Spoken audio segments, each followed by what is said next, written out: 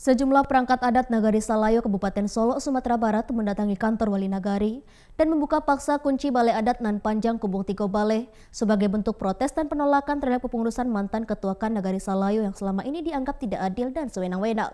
Konflik dualisme pemimpinan adat di Nagari Salayo ini sudah berlangsung selama bertahun-tahun tanpa ada penyelesaian.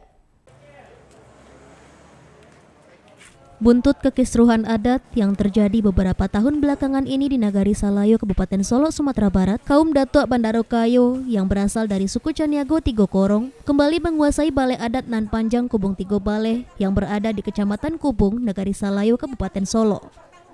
Sejumlah perangkat adat dari kaum Datuk Bandarokayo bersama Bondo Kandong mendatangi kantor Wali Nagari dan meminta kunci Balai Adat Nan Panjang Kubung Tigo Baleh untuk dibuka secara paksa sebagai bentuk protes dan penolakan terhadap kepengurusan mantan Ketua Kerapatan Adat Nagari Salayo yang dipimpin oleh Doni Indra CS yang selama ini dianggap telah melewati masa jabatan sebagai Ketua KAN dan selama ini dianggap sewenang-wenang dalam memangku jabatan sebagai Ketua KAN Nagari Salayo. Pertikaian adat antar dua kubu di Kerapatan Adat Nagari Salayo ini sudah berlangsung selama bertahun-tahun tanpa ada penyelesaian dari pihak pemerintah maupun perangkat tinggi adat sehingga kerap terjadi kericuhan dan perselisihan.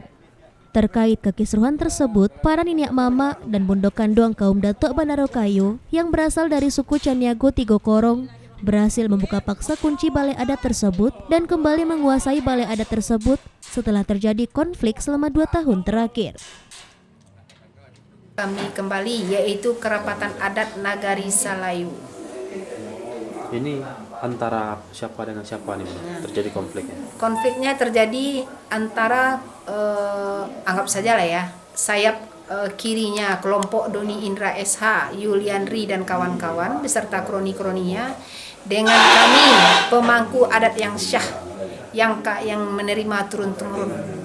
Yang terjadi karena sudah banyak sekali penyimpangan-penyimpangan adat dan kami sudah lelah untuk berseteru dengan kelompok Doni Indra SH ini karena maaf kami bukanlah siapa-siapa dan itu tidak perlu lagi kami jelaskan, itu sudah dengan tanda kutip dan sudah kita ketahui bersama.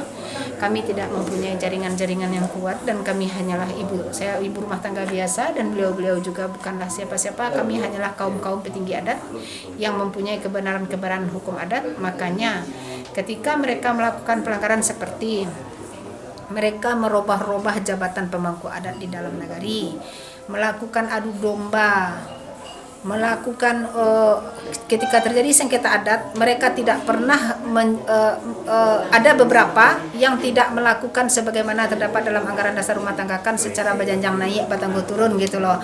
Tidak.